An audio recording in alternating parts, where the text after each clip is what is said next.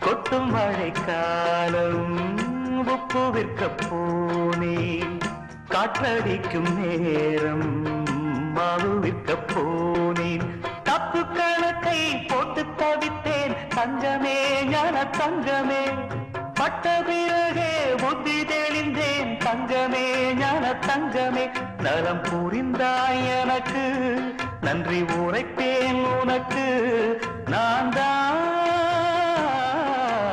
ஒன்ன நினைச்சே பாட்டு படிச்சே தங்கமே ஞான தங்கமே